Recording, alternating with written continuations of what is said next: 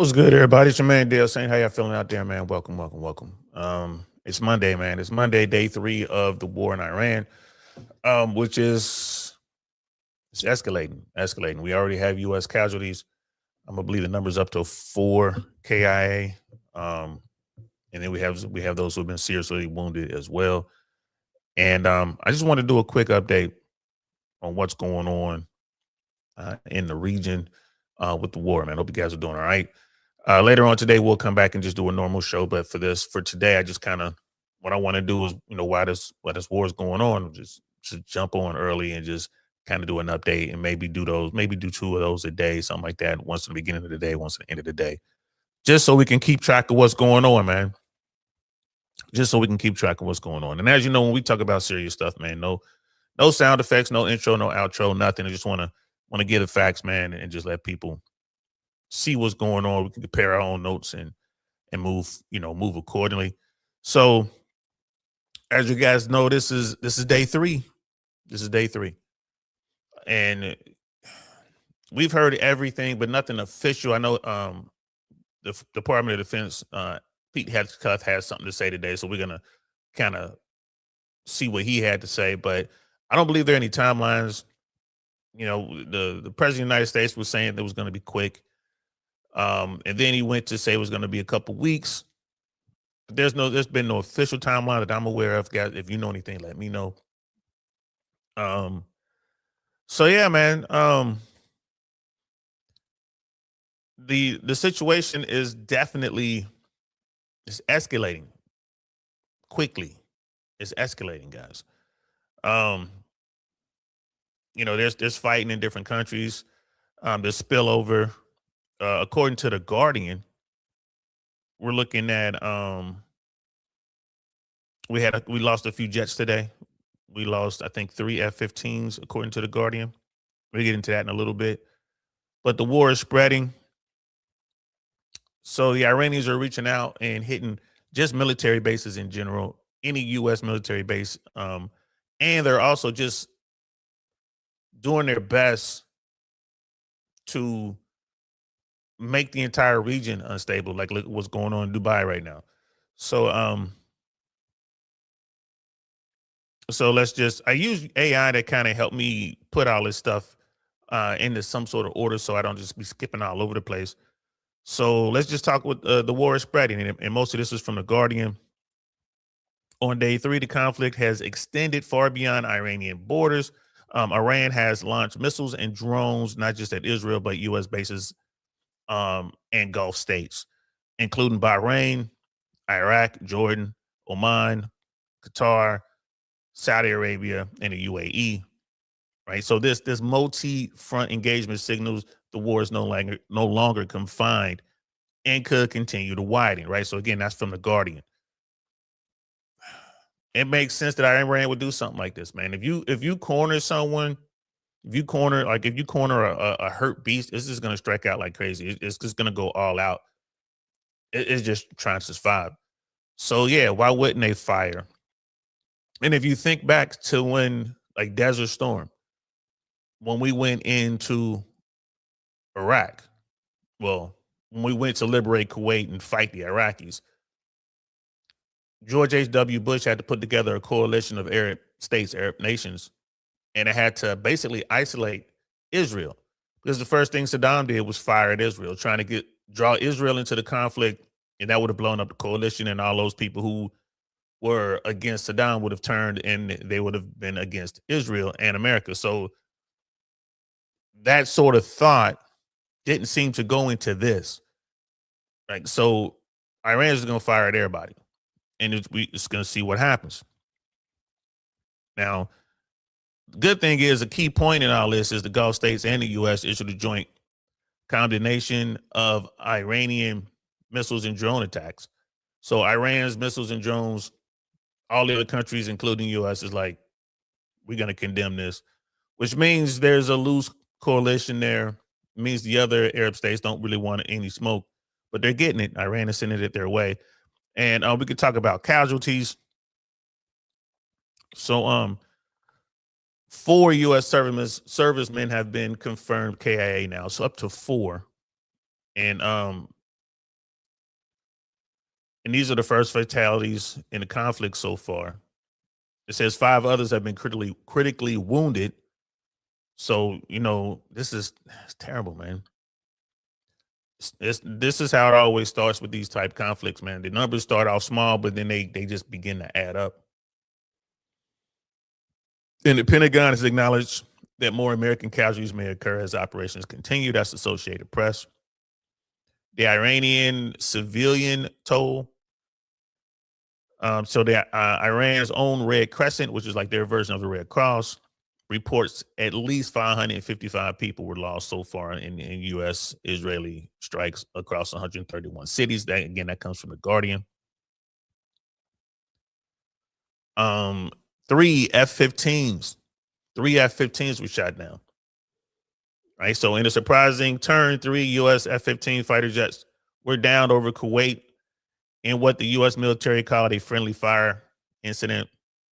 All 6 pilots and crew ejected safely and are reported stable. That's from Reuters. Friendly fire. Yeah, man. That happens. That definitely happens, especially when you have a coalition. You have such a broad area of operations. It's not supposed to happen. You would think with technology that we can identify friend and foe, but these things happen. You just don't know who's behind the system, who's behind the weapon system. This is, these F-15s were shot down over Kuwaiti airspace. So the assumption is the Kuwaitis did it. So, those airplanes, I was curious because, the pilots ejected and the rear, the weapons officer ejected. They all landed safely. Okay, but 3 F-15s are gone now. Like 3 F-15s were shot down. And I was curious. This is something I don't know if you guys know. A modern F-15E or F-15EX Strike Eagle can cost anywhere from $80 million to $100 million per aircraft, depending on configurations and support equipment. Some cost estimates, including full mission systems, even push into the hundreds of millions per jet in total acquisition value. Right. So though crew survival is a relief, the loss of 3 jets represents a significant financial and material hit. Right. Industry pricing varies widely, and ongoing procurement contracts have different figures. So it's hard to really pinpoint how much the aircraft costs, but you look at somewhere between $80 and $100 million, and whether the aircraft go down with munitions on board, there's counter munitions on board. There's all sorts of stuff on those aircraft.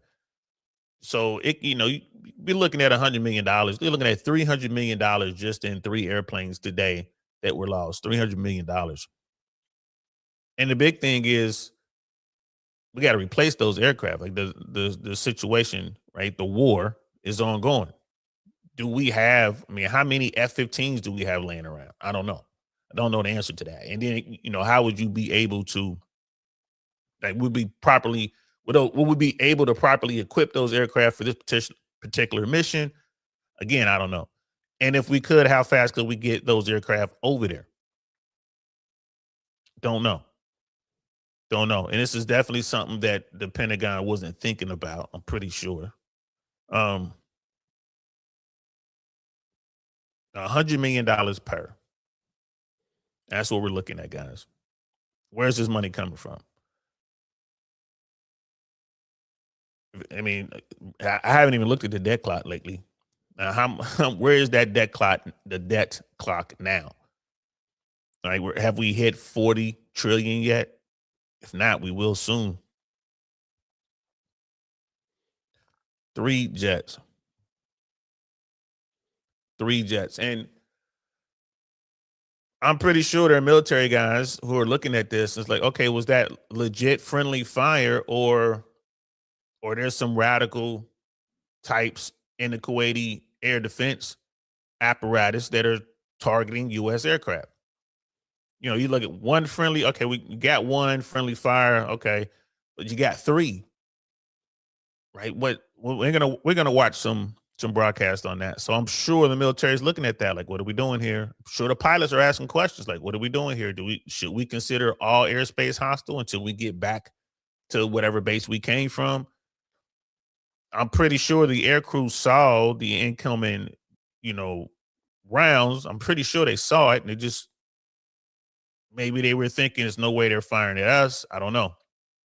I don't know. Hezbollah, they've entered the fray, right? Hezbollah and the border conflict in Lebanon, right? So Hezbollah launched missiles from Lebanon into northern Israel in retaliation for deleting Iran's supreme leader, a development that has pulled Lebanon directly into the conflict. Israeli counterstrikes in Beirut and southern Lebanon have resulted in dozens of casualties. That came from Wikipedia. So, you got to take that one definitely with a grain of salt. But we know for a fact that Hezbollah has fired munitions into Israel, and Israel has returned fire. So that's definitely a thing that did happen. Which, and all this is, we got diplomatic tensions. Saudi Arabia responds. So now Saudi Arabia is stepping up and is concerned with what's going on. So Saudi Arabia responds. Saudi Arabia has summoned Iran's ambassador over attacks on its territory, signaling diplomatic escalations alongside the military conflict. This underscores the risk of long-term regional realignment and wider hostilities. And this comes from the times of India. So now you got the Saudis talking to the Iraqis like, hey, man, what's going on? They're trying to figure something out. But what now? Like the Saudis, like Saudi Arabia, you guys are in this because America's in this. And there's no way that they're going to be able to not be in this. They're not going to be neutral. So I don't know what they're thinking. I really don't know what they're thinking. Economic fallout, oil and shipping disruptions, man. So this is a big one. The markets are open. Pretty sure the markets are down. Pretty sure that oil prices are up. Global energy markets are already reacting. Major shipping routes, especially through the Straits of Hormuz, have been severely disrupted. Analysts warn that continued instability could send oil prices sharply higher, impacting gas prices and inflation around the world, especially here in the U.S. Right? So what if oil hits $100 a barrel? What if oil hits $100 a barrel? I mean, really, we've already been complaining about how expensive gas is. And if you've noticed your local gas station, they've already raised the price. Gas have gone up about $1, in places around the US. So again, this is part of it. This is part of it, man. None of this seemed to be well thought out. I mean, they're going to have to release American strategic reserves on oil to try to combat the higher oil prices. Insurance prices have gone up. Certain ships can't get through. I mean, it's just a mess, man. This is what happens when you engage without thinking. U.S. military objective, no timeline has been given. Right? This is from Reuters.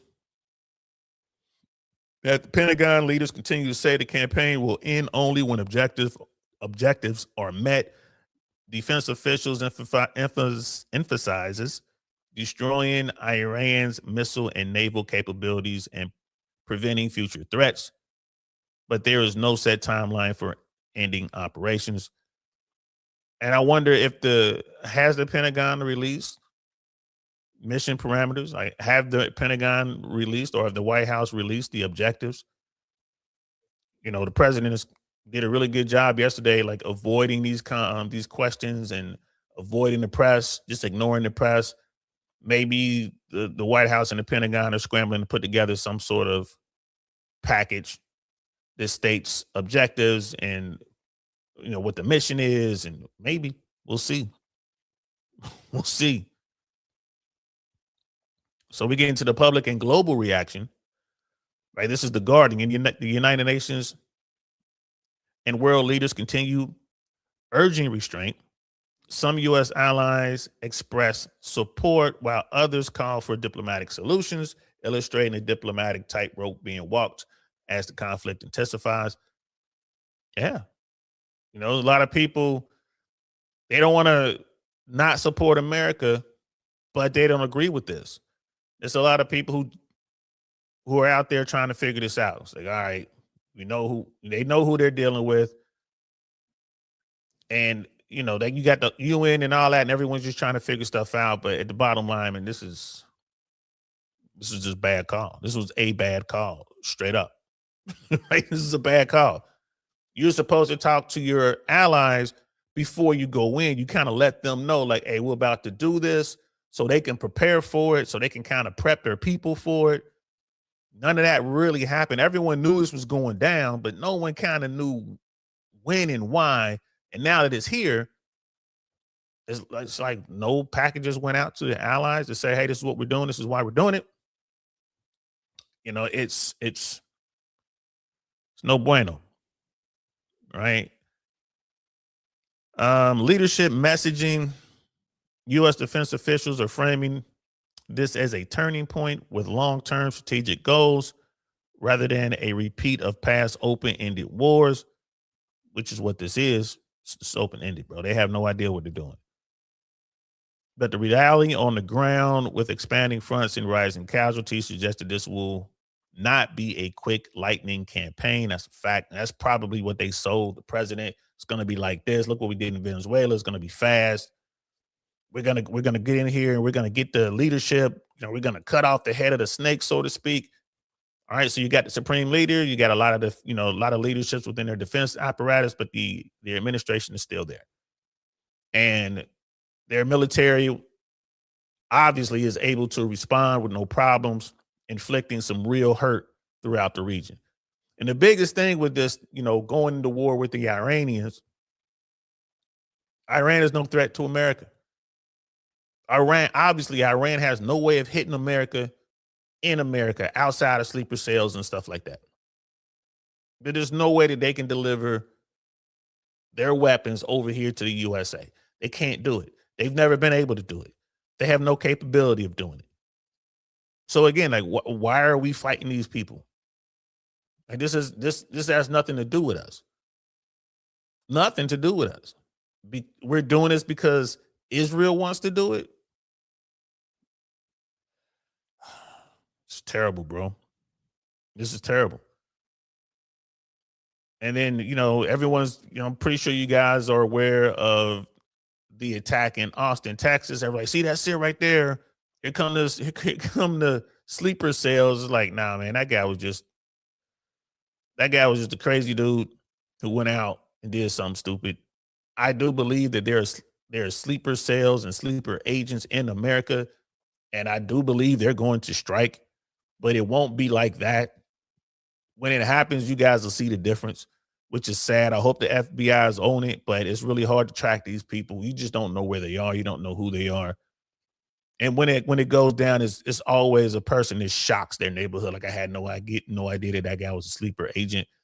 These people are especially chosen and they're trained for this type of mission to sit back. I don't know if you guys know how much discipline and how much dedication to duty it takes to sit somewhere, to live amongst your enemies, to live like everyone else, and then one day just attack. Man, that's really hard to do. Not everyone can do it.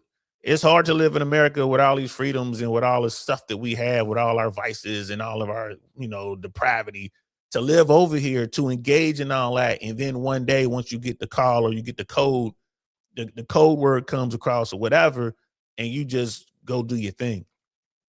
It's really difficult. Most people can't do it. You got to understand the people I'm talking about, like the folks who are going to really sit there, they've been waiting, the real sleeper cells.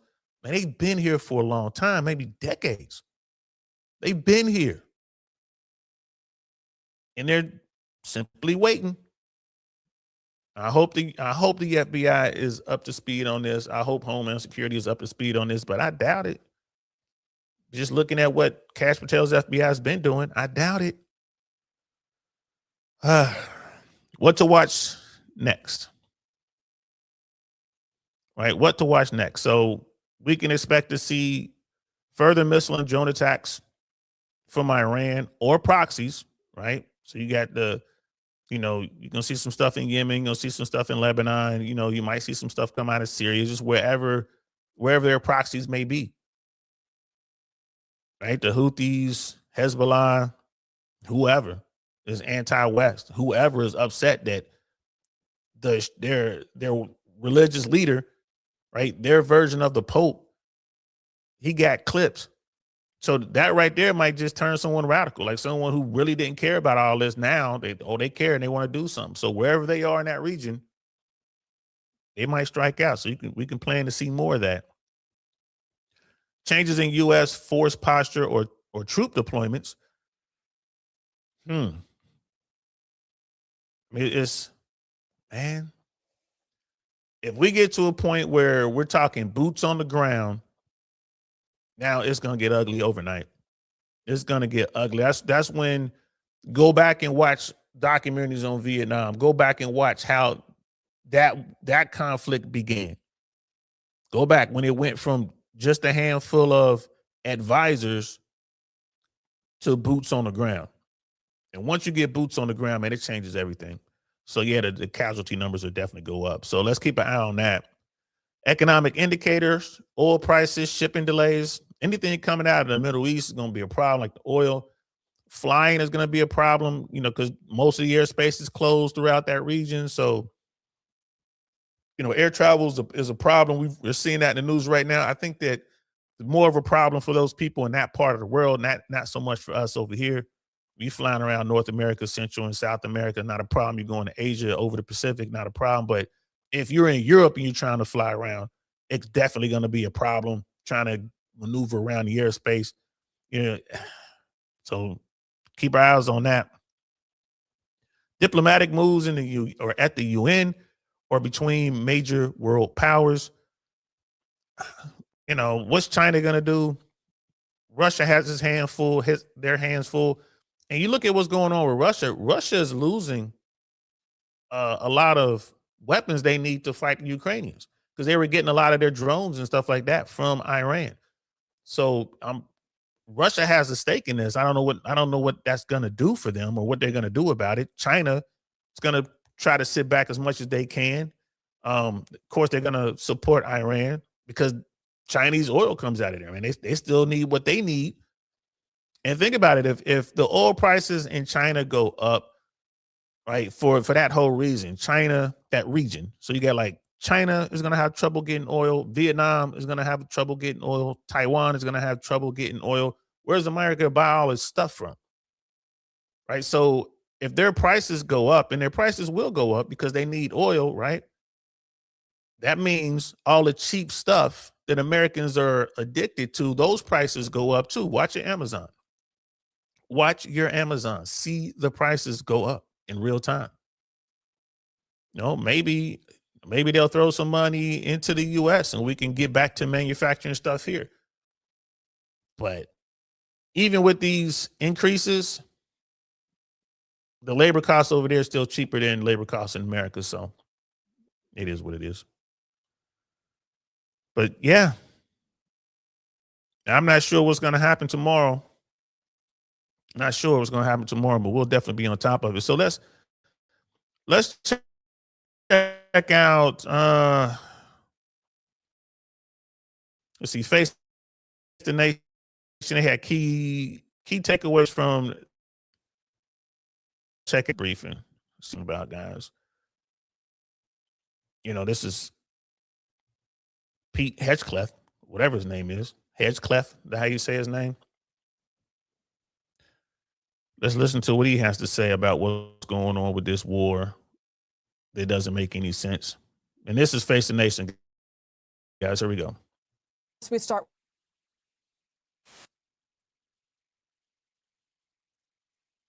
Third day with both sides hitting new targets, and more. One of 3 U.S. warplanes crashing in Kuwait. Hey. You can see it falling from the sky and its pilot ejecting. U.S. Central Command says the jets were mistakenly shot down by Kuwaiti air defenses in a, quote, apparent friendly fire incident. All crew members survived. The death of Iran Khamenei has garnered a strong response from the Iranian regime. Iran has responded to U.S. and Israeli strikes with missile and drone in the Middle East, including, they claim, the office of Israeli Prime Minister Benjamin Netanyahu. In the last hour, the Pentagon gave more insight into the U.S. operation. Defense Secretary Pete Hegseth reiterated the U.S. commitment to destroy Iranian nuclear power. The mission of Operation Epic Fury is laser focused. Destroy Iranian offensive missiles, destroy Iranian missile production, destroy their navy and other security infrastructure, and they will never have nuclear weapons.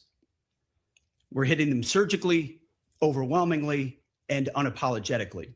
We didn't start this war. We did start this under war. President Trump, we are finishing it. If you kill Americans, if you threaten Americans anywhere on earth, we will hunt you down without apology and without hesitation, and we will kill you. For more on this, CBS News. I mean, you listen to that, and they really believe that this is a political plus for them. Like this is one way to turn the numbers around. MAGA elected this guy, Donald Trump, because he was the anti-war candidate, right? He said he doesn't want to start any wars. He's not going to bomb any, no more forever wars. We're going to get out of the Middle East. And look at what's going on right now. That talk, that tone, that's not the right tone. That's dumb. It just shows you where they're headed, man. They're in a bubble. They're in a bubble. They have no idea what they're doing. They really think that, oh yeah, look, we're strong. This looks good. Listen to the tough talk. Americans don't want to be engaged in this type of conflict for no reason. And that part about we didn't start it, we 100% started it. Israel started it. Like, what are you talking about? The Iranians were doing everything they can to avoid this.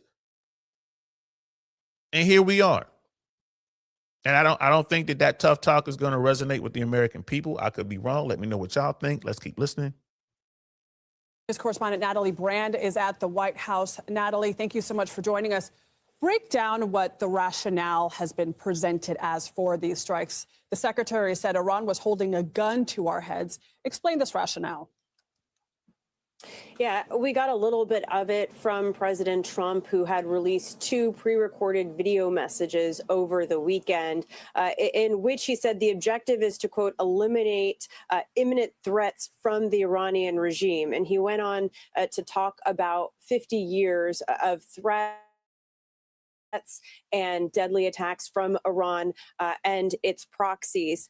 And he, in that video statement, as well as Hegseth today, also talked about diplomacy not really moving forward in the way that this administration had wanted to. Keep in mind that we had negotiations late last week. Technical talks were scheduled for today in Vienna to begin with the UN nuclear watchdog. But, President Trump on Friday signaled he was just not happy with the way those negotiations were going. Secretary Hegseth expanded upon that today. Let's take a listen to that portion of his remarks.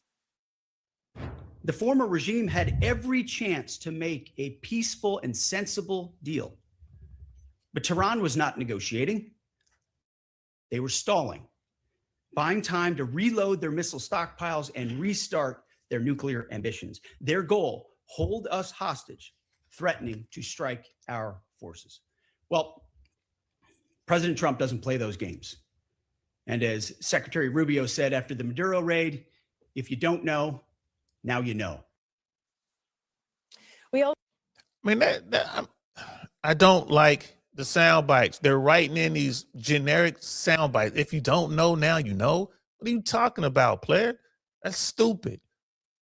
And these people are forced to defend this, and it's really hard to defend. So just continue to watch their popularity numbers go down. I think that Trump is probably at the lowest point that he can possibly get to, especially within MAGA. I think he's down to just like the hardcore SS type MAGA people now. That's it. I think that's where he's at. Wherever that number is, the low 20% or something like between 18 and 22%, I think that's it. I think that's everyone has jumped ship, and they're just left with the hardcore of the hardcore. and Cody, you're right, man. A lot of people wanted this, but these are like the Hawks, the old people, old school folks wanting to go into Iran. And, you know, who will be next? Cuba. Cuba is 100% next. Cuba is next. Yeah, definitely, man. I was talking to a friend of mine, a one percenter, and I was just trying to make them understand, like, this is what's coming next.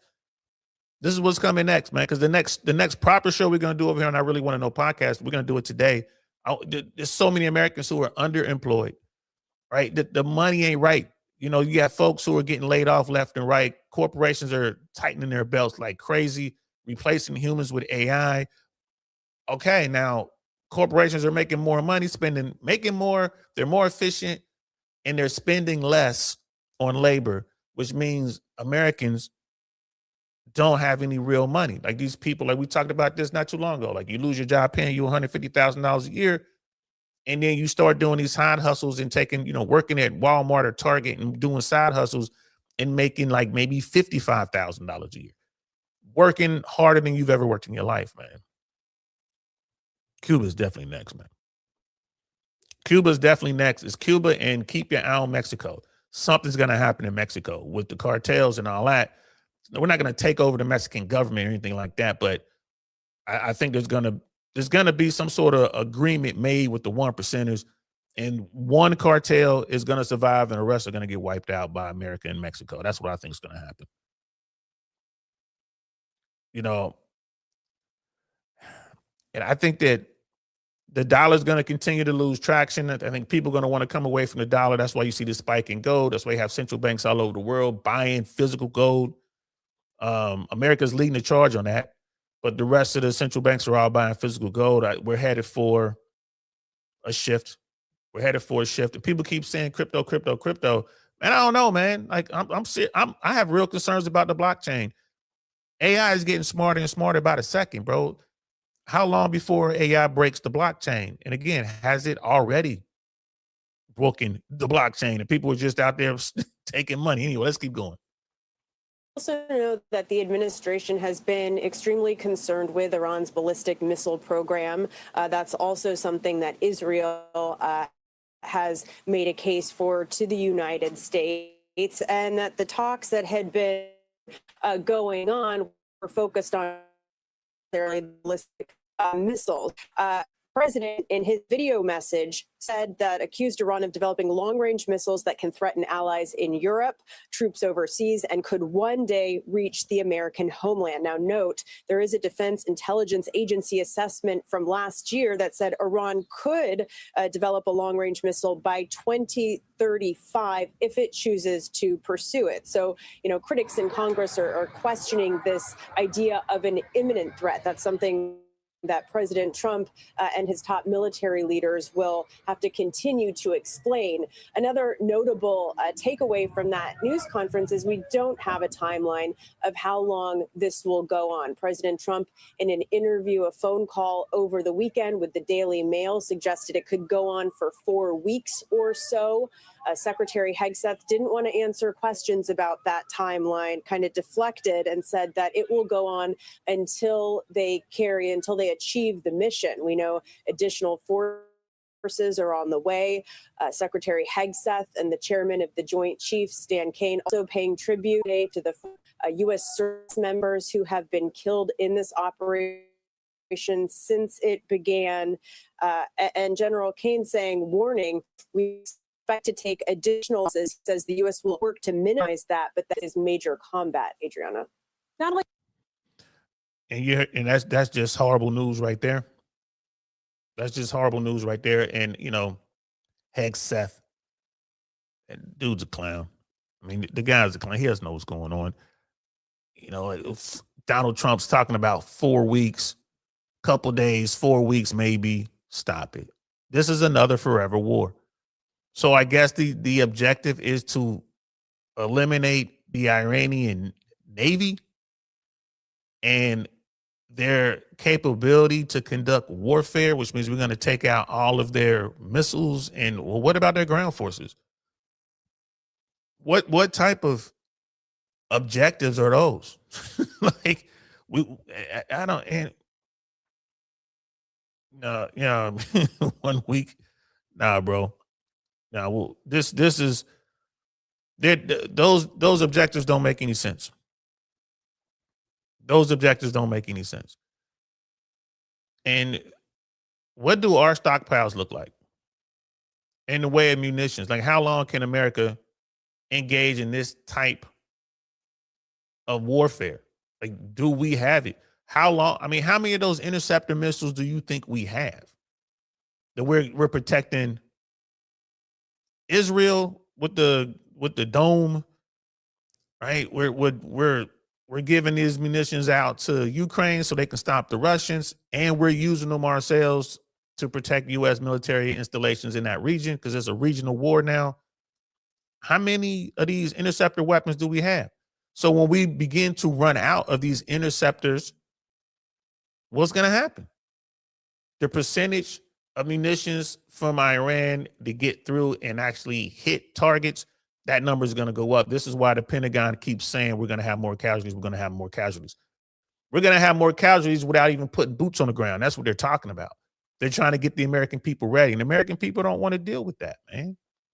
American people are not. American people are not happy. Let's see what points is talking about. Points about. Everybody, happy Monday. We have a big show for everybody today. What do we have, Crystal? Yeah, the entire show, as you guys will not be surprised to learn, is going to be focused on Iran. We've got a million updates for you this morning, including 3 fighter jets being shot out of the sky in what is being claimed as a friendly fire incident. President Trump saying there are going to be more dead Americans. We're taking a look at this morning as they open, also blowback here in the U.S. and abroad against our aggressive against Iran. We've got some indications that, and then we have 2 major Zhang, his first appearance on the show. He made back in, I think, May of 2024, 3 bold predictions. 1, Trump was going to win. 2, that he would go to war with Iran. And 3, that the U.S. would lose that war. So we're going to check in with him about how he thinks that the United States losing this conflict with Iran. Man, I don't know about that. I mean, losing in the sense that America just gets tired and pulls out. I mean, they call that a loss. It's hard to win a conflict when we don't have any. We don't know what winning looks like anymore. It used to be when you go to war, you defeat that country, you occupy that country. That was when you won. Like, you think about World War II. All right, World War II was raging. America got involved, end of 1941. So, early part of 1942, America's involved in North Africa, in Asia a little bit, doing their thing. So by 44, D-Day, hit France, and like an invasion of Normandy. And then, every soldier on the ground knew in order to go home, you had to get to Berlin. That was the only way. You had to win this war, had to get to Berlin and defeat the enemy, defeat the Germans. The Russians knew that. The Americans knew that. Everyone knew that. So that what was going on. It took Africa, went into Italy. The Italians dealt with Mussolini. Right. And then the same thing with Japan. It's like, all right, we're going to do the same thing. We're going to have to invade the home islands of Japan.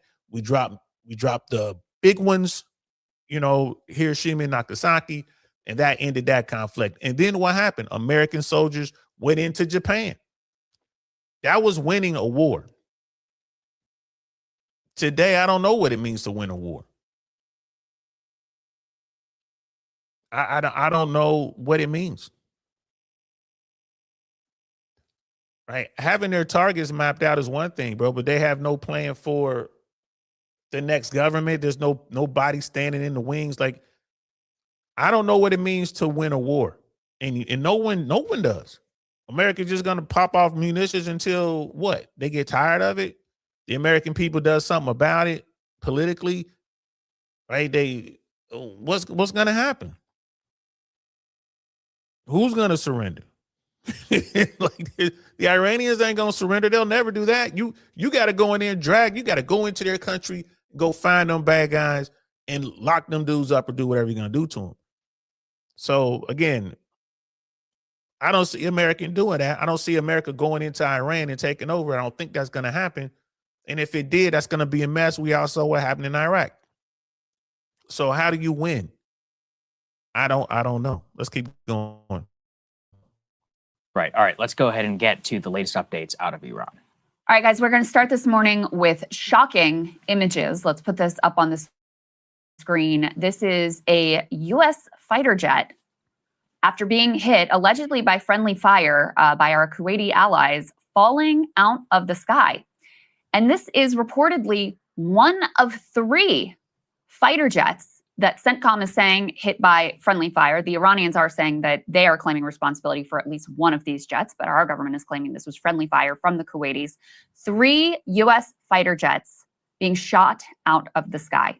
Yeah. Now, as far as we know, all of the service members on board those fighter jets, all of those pilots are safe. There are some crazy videos out there, too, of them being recovered. In one of them, the Kuwait who find pilots, let's call an ambulance. The other one says, he's American, let's just leave him. Give a sense of the way that people in the region outside of leadership feel about American service members and about this operation overall. But Sagar, I mean, before I even get into any of the other elements, and we have a whole slew of them, just your reaction to this. This is a humiliation. And here's the thing, what they're talking about with how the people on the ground feel about U.S. forces. This happened in Desert Storm. The SAS had a mission deep inside of Iraq that went sideways, right? Members of the team didn't survive the mission. Other members of the team were captured and tortured, eventually released when the war was over. This is Desert Storm. I think at least one of the members of this SAS team managed to get to Syria. Syria was supposed to be one of the coalition partners. And then in his account, he's like, he managed to get into Syria, waved down his vehicle. His vehicle jumped with Syrians in there, and they had weapons out, and he thought they were going to execute him on the spot, right? And he winds up, eventually making it back to Britain, making it back to, friendly forces. That little bit right there is like, oh, that's an American, just leaving. We're not even going to try to help him. At least they're not firing at him. So this is something that U.S. forces are thinking about as well. It's like, bro, it's all Badlands over here. There are no friendly forces over here. We might have to engage the civilians, right? This is the problem. Again, this is something that this administration ignored, because I promise you, the Pentagon officials told them, like, this is a very hostile situation over here. I promise you they told them. They briefed them over and over again, but they don't listen. They're too busy wanting to think about their sound bites. If you don't know now, you know. Well, Hedgecliffe, if you don't know now, you know. Dumbass. The world stage. This is equivalent to what happened whenever those fighter jets were lost on the carriers in the middle of high seas. And this is what we've been warning about here for weeks, is about military readiness, lack of coordination with allies, have drones, CENTCOM's own an alleged friendly fire incident. By the way, they call it apparent friendly fire, so obviously the facts are still not 100% known, is you had Iranian aircraft, Iranian missiles, and Iranian drones all in the sky at the same time. Each one of these aircraft has a pilot, a weapons systems officer. That's why there's 6 crew that have been ejected, and they're at least safe for now, thank God. But these are $100 million aircraft per piece. So the $300 million just got evaporated in the sky. The scale of what is happening here is unbelievable. We're talking about potentially tens of billions already in munitions, in aircraft, and other assets, which are already lost and have been used in this operations. But perhaps more importantly is you don't want to have these emperor have no clothes moments, because you're looking at the seat of the global empire. And look, we're going to show you plenty of stuff. We are capable of vaporizing a lot of things, but in long sustained kinetic operations, as we're already watching, we have 4 Americans dead as of this morning. 4 Americans are already dead.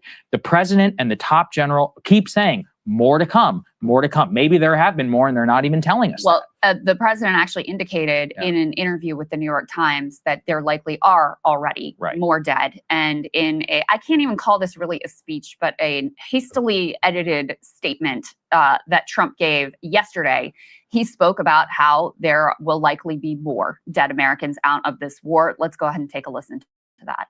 Early, you ain't gonna understand, man. You got this dude. This guy right here wouldn't even go serve his country and fight in Vietnam. Right? Draft dodger. Paying money to get doctors to say he has a bone spur and he can't go serve. But this is the guy who's going to send your son, your daughter off into harm's way for no reason and just sit there and be like, this is what happens in war. You know, we lose people. I'm telling you, man, America, I hope y'all wake up and let's change. Let's make some requirements. You want to be commander in chief of the most powerful military the world's ever known. You have to have served. You have to have served. No more of this, civilians running the military stuff. Nah, you have to at least serve. Why? Who has a problem with that? I don't think Americans will have a problem with that. And that will force these young elites to say, hey, if you want to be president one day, you got to join the military. You got to join the military. And, it used to be you could join the Guard or National Guard or Reserve. And, it's kind of like serving. But now in today's military, they go. That's another thing, too. They're going to start calling up reservists. They're going to start calling up National Guard units, specialized units to go over here, over there and deal with this. It's coming. And JSL, bro, I wish we did have those lasers. I wish we had them. Then maybe we wouldn't have, 4 people KIA and 3 F-15 shot down. I wish we had those lasers. Earlier today, CENTCOM shared the news that 3 U.S. military service members have been killed in action. As one nation, we grieve for the true American patriots who have made the ultimate sacrifice for our nation. A sacrifice he would never make. Even as we continue the righteous mission for which they gave their lives. We pray for the full recovery of the wounded and send our immense love and eternal gratitude to the families of the fallen. And sadly, there will likely be more.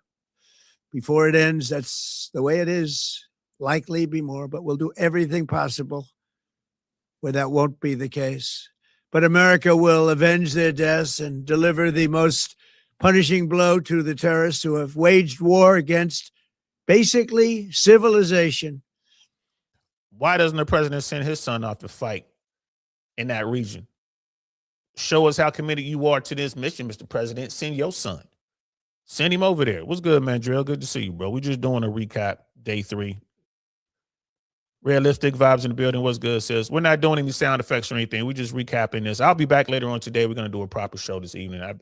My daughter was out of school today, so they had like a local thing, no school today. So I'm going to pick, after I get my daughter, we'll do a show probably around 7 or 8 o'clock tonight. We're going to talk about the economy and how Americans aren't making enough money. They have waged war against civilization itself. Interesting he doesn't. Yeah, interesting he doesn't send his own military-age son into this supposedly war. We can put A2 up on the screen. This is the quote I was referencing to the New York Times. I'll read this whole thing. Mr. Trump spoke from Mar-a-Lago about 36 hours into the conflict, soon after he received news of American casualties, saying he could only speak briefly because he was about to meet with the generals. He acknowledged that his administration expected more casualties based on projections. 3 is 3 too many, as far as I'm concerned. And of course, as Sagar said, it's now up to 4, one of the wounded service members succumbed to their injuries. He goes on to say, if you look at projections, they do projections, it could be quite a bit higher than that. We expect casualties. But he professed confidence Iran would in the end bend to America's and Israel's will. The country has been very substantially weakened, to put it mildly. In other comments that he gave recently, Sagar, he also was asked, okay, you want the regime, you're going for the regime change. How is this going to work? He offered a number of different theories, including one of them being that the IRGC, the Revolutionary Guard Corps, would just surrender their weapons to the population. They would just hand over their weapons and give it up. Look, I mean, it's not time for a victory lap, but it's true. If you've been watching the show, what have we been saying? They're on a sugar high from Venezuela and from Midnight Hammer. They really believed that it would be the same. They didn't want to believe any of the people from the top general, Dan Kane, to many of the other advisors who said this one is very different. If you want to know how fucked we are, let's put A3 up here.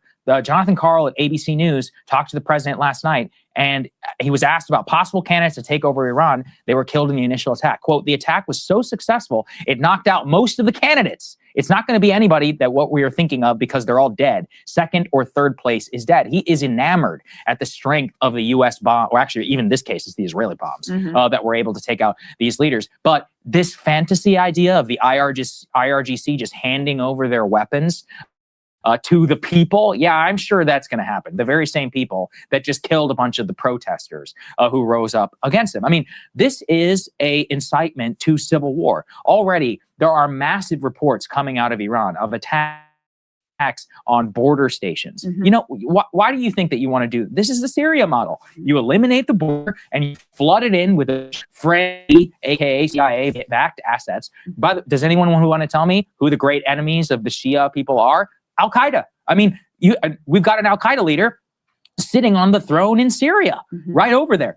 Just think, this is going to be Libya on steroids if the Israelis and I guess these Americans now get their way. We're screwed. They had no plan. They really believed some sort of Delcy Rodriguez thing was going to happen. And another way where you can see the lack of coordination, look at the Gulf. These guys have been caught completely flat-footed. The Kuwaitis are throwing things up. This is not a sophisticated military. You have Doha. I mean, I used to live in Doha. I am watching places I know with ballistic missiles falling out of the sky. Some of these hotels, you and I have been to these hotels. Can you imagine? Dubai Airport. I've slept in that airport a million times. Closed down. Yeah, it's gone. It is hard to, I mean, the Dubai piece is wild. It's crazy. And because the whole... the Iranians know what they're doing. The Iranians had a plan. If this happens, execute this plan. And that's what happened. That's what's going on. And the U.S., again, this administration now is looking at this and they're scratching their heads. This is different. This ain't Venezuela, bro. This ain't Cuba, man. This is the Middle East. Like, how many generations did we just spend over in the Middle East? These people are idiots, man. Idiots. Brother Dino Dinosaur, what's happening, man? We're just doing a recap on day 3 of the war. Yeah, we lost 3 F-15s, man. That's $100 million each, at least $100 million each. Well, according to Reuters, I think it was between $80 and $100 million per aircraft, depending on what was on board. And the crew survived. But there's stories of the crew that got on the ground, and the Kuwaitis were like, we're not going to help them. We're not going to call paramedics for them because they're Americans. Just let you know, man, how people think of them, what people think of Americans in the Middle East. This is why the Middle East is a problem. Sister Jody's in the building. What's good, sis? Again, we're not doing any sound effects or anything like that today. We'll do that later. We got a show scheduled for later. But let's keep going. Brand proposition of Dubai is like, oh, we're sort of exempt from any instability from the region. We're like exempt from that because this is where the global elite keep their money, right? This is where you can go and buy these palatial, multi-million-dollar luxury properties. This is where you can go on your exclusive vacation. You know, talking about Dubai, the beautiful beaches, manufacturing of high-end luxury hotels, and all of this, the tallest building in the world, et cetera, et cetera. Now you've had some of those hotels hit. You've had them struck. You have all these videos coming out of people who are shocked. And there are tons of Americans there, by the way, but people from all around the world, the global elite all around the world. This is a manufactured playground for the rich that is now taking hits by Iran. The damage this will cause long term to their whole sort of value proposition there. You had Saudi Aramco, you had some of their assets hit. You have Qatar completely shutting down their LNG production. Already massive impacts. The Strait of Hormuz is de facto closed because the insurers won't insure the cargo ships that are going through there because the Iranians have attacked a few ships that are there in the region. And so the insurers say, no, you can't travel through there. So that's all it took. That's de facto closed now. Something that Sagar, I mean, we've been hearing about threats and how dire that would be, because 20% to 25% of the world's oil passes through there. So, and it happens to be the, the oil that's most influential in terms of setting the price for the market. So it's an extraordinary disruption. You could sort of, I think, equate it perhaps to the level of disruption we saw in the early phases of the Ukraine war in particular. Yes. That's at least where we are already. And we are mere days into this war. So you have U.S. fighter jets either being shot out of the sky by Iranians or by our own allies. You have damage to our allies throughout the region. We're going to ask Professor Sachs later on about this clip of a Saudi analyst saying the Americans abandon us and only care about protecting the Israelis. You have already dire warnings and concerns about the number of interceptors that we have remaining. The Iranians, which, look, they're taking a lot of damage. I mean, they've had hundreds of people killed, huge damage in Tehran and other places in the country. These horrifying images, obviously, of these schoolgirls, the hospitals that are being hit, etc. But they also seem to have learned from the 12-day war. And their strategy is, we're going to send out all of these drones, which it's the similar drones to what the Houthis were using. By the way, the Houthis have joined the fight. Hezbollah has joined the fight. These $20,000 to $30,000 drones that they can produce, mass produce, and just send out. And you exhaust the stockpile of interceptors of both the Israelis and the Americans. And then later on, you hold your bigger stuff for later on. Now that's a risk for them, because it's possible that their ability to launch those missiles gets destroyed. That's certainly the goal of the US and the Israelis. But, it's not a crazy bet that they're making right now. And they know that we have much less stomach for and capacity to take damage than they do, because for them, it's existential. For us, we don't even want to be doing this shit. Right. Yeah. We're already for. And they're right about that, man. America doesn't even want to be there. I tell you what, man, Brother Dino, man, yes. I think that this is a play to avoid accountability. Yes. Will it work? Probably. But the Israelis still don't like their leader, man. They don't like that administration either. So the people, this is what's so crazy about all this, man. The people of these governments don't want the government doing what they're doing. Simple as that, man. It's the people don't want the governments to do what they're doing. And Cody, you were saying they're gonna rebuild. Yeah, they'll rebuild in Dubai, but ain't nobody coming. This is the reason I don't like the Middle East, man. It could pop off at any moment. And lately, the Middle East hasn't even been that bad. To be honest with you, it could pop off at any moment. The elites are not coming back to Dubai, bro. The YouTubers, they're not coming back to Dubai. Hey, they don't care. They'll pay some taxes. You know what? Like, I'll stay over here in the UK and pay some taxes. I'll stay in Germany. I'll stay in the US. They'll find someplace else to go. And they'll find someplace else to go. Where are they headed right now? They're headed to Taiwan and they're headed to Thailand and the Philippines, which is where they used to go in the beginning. So yeah, they'll rebuild it, but people aren't coming back. People aren't coming back, man. People are not coming back. And one of the things is there's a lot of reports out there from the YouTubers and all that in Dubai. They said that the government is coming after them because the people are reporting the damage being done by these attacks. Like, they're showing what's going on inside of Dubai, and the government there don't want that information out there. So they're telling people, if we catch you posting these videos, we're going to arrest you and fine you 100,000 of their whatever currency they use over there, and up to a year in jail. I'm going to see if I can find one of those videos. So the YouTubers ain't coming back, because at the end of the day, it's like, bro, I can't even tell people what's going on. Like, no, there's no freedom of speech in this country. You're getting free taxes. You're tax free. You don't get to say nothing.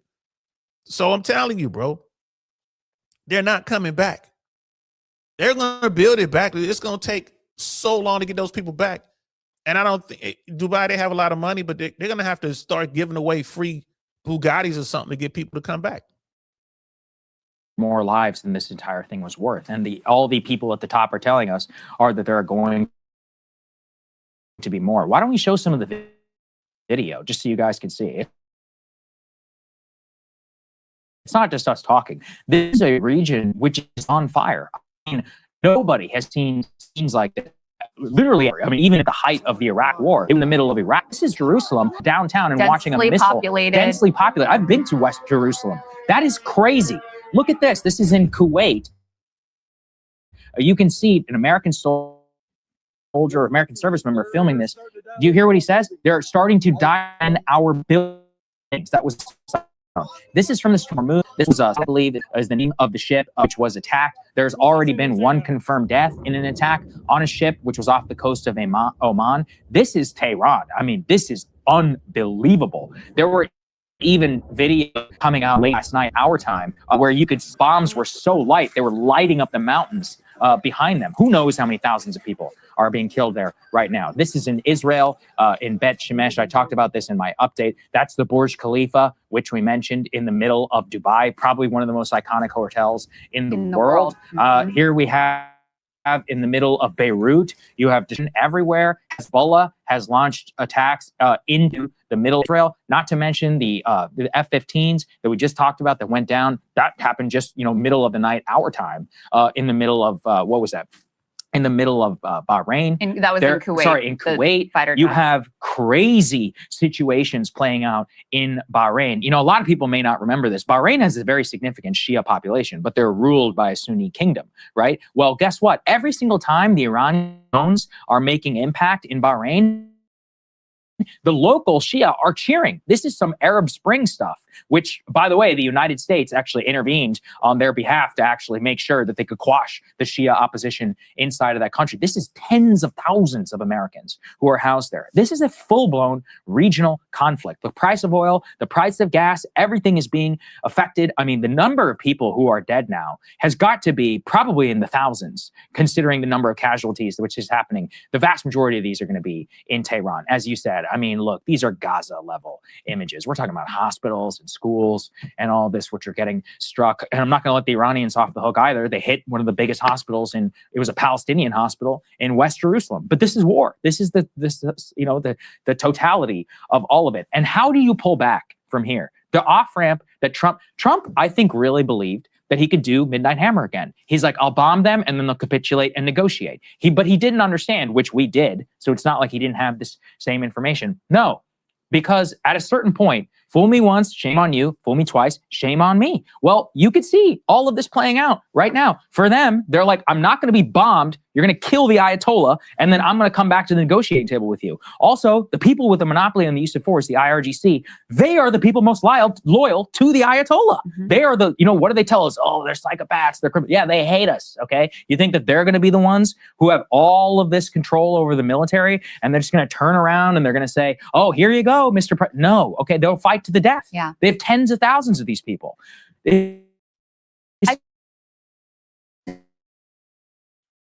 I mean, the whole thing, this is a disaster. Yeah. Even if it ends today, it's a catastrophe. I was telling you. And they bring up a lot of good points. Brother Dino, that's my biggest fear right there. And they don't need the whole thing either, bro. They just need some material that could wreak a lot of fallout, right? So that's, again, that movie Peacemaker that George Clooney did, man. Watch that movie, guys. That's my biggest fear, because they had what they needed. They had the material. They probably still have the material that's needed to cause a lot of damage.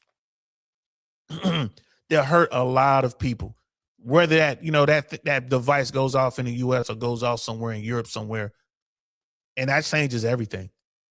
That's my biggest fear, man. That's my biggest fear. That the stuff that they need, the material that they need to come up with a weapon of mass destruction that they can put in a suitcase is already out there. And yeah, they can get it from India or Pakistan or Russia. They can get it. They can get what they need. It's on the black market. Yeah. And you definitely can forget about forget about F1. But it's crazy. It's crazy. And like I said, man, like Cody, we're in a conventional shooting war now. Like I said, I'll check out the video you sent me, but you know how I feel about all that, man. That's all nonsense to me. When this starts going down, like when it's time to start fighting, all that's out the door.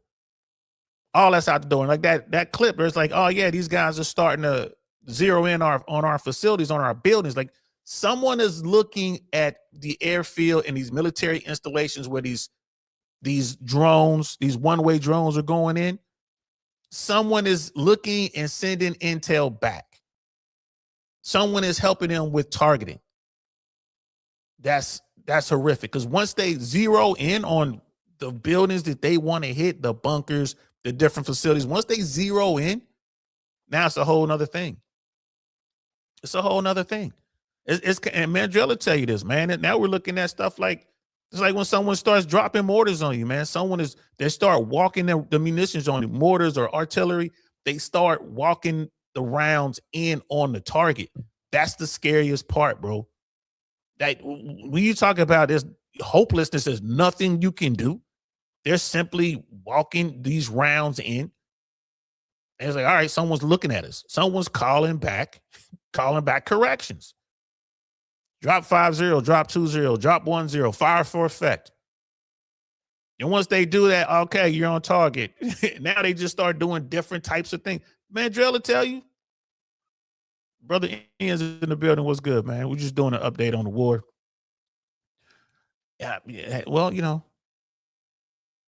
we can honestly say a third of the world is involved in this conflict. So to get up to, you know, world war status, only got 2/3 to go. Right? This is insane, man. This is insane. Before Tiger, it's hard for me to think of a more reckless action taken by any country, not just our country, but taken by any country in modern history.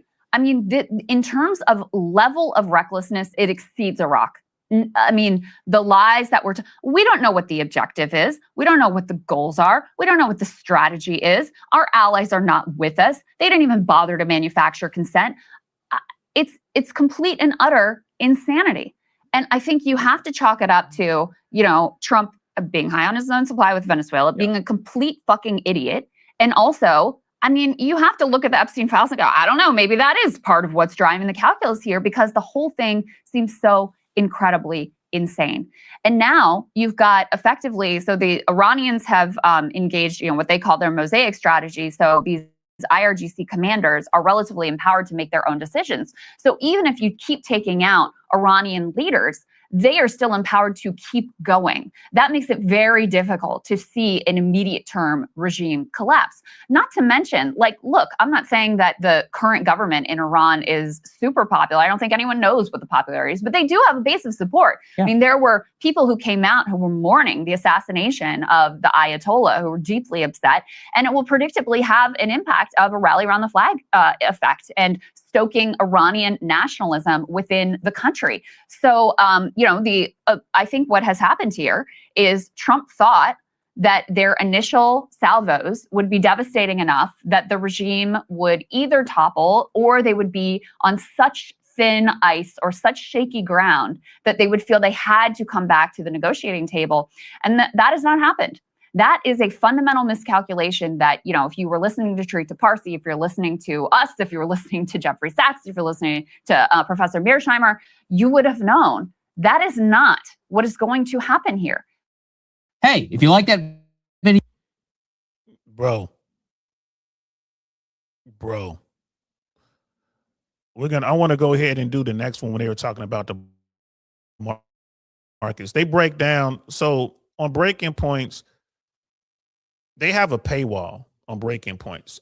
And if you're one of their paid subscribers, you get the entire video, like the entire show early. You get to watch it. So they film and then they put that out to their viewership, and then they wait a little while they break down the video, and then they'll upload to YouTube and other social media platforms one section at a time. So the section we just watched was like the intro section, and now they're going to talk about the markets. Oh no, you know what? This is the wrong one. Let me see if I can find it. Let's pull this down. I'll just do this. Let me see if I can find the one on the markets, guys.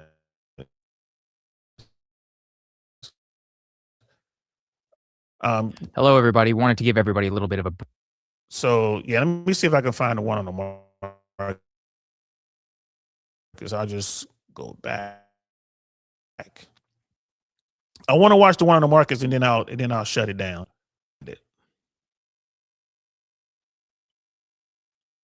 And this is 15 minutes ago. I think this is it. I think I found it.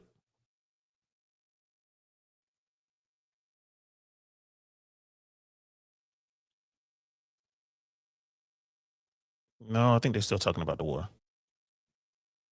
Oh, okay. We'll watch this. I was hoping to find the one on the markets, guys, but let's watch this instead. They're talking about Hedgecliff, and he won't rule out boots on the ground. If this gets into a situation where we're sending boots on the ground, bro, that now you're looking at, a baby Vietnam. And here's the thing. In the beginning of the Vietnam conflict, America was on board. We were drafting. They were everything. Go do your thing. Go do your service. Remember, coming out of World War II, Korea, now Vietnam is like, okay, you got to do your service, do your duty. But by the end of the war, they're like, no, this is wrong. We don't want to do this. This is the government's lying to us. Nixon is bad. All this other kind of stuff. LBJ was bad, just lying to us. The Kennedy, the thing that happened to Kennedy. So Americans are like, no, became, the whole anti-war shift. Guys, burning their medals and women burning their bras and all that kind of stuff, right? America's already anti-war, especially in the Middle East, especially with Iran. Americans are already like, hey, man, we need a reason to go to war. This isn't a good enough reason. You actually haven't really given us any reasons. So boots on the ground will shift things back home. It'll get ugly, like protests will grow, it'll get crazy. Now think about it. We still got the ICE thing. We still got the deportations going on. We still got the administration trampling all over the Constitution. And then you add to that, you're going to try to implement a draft?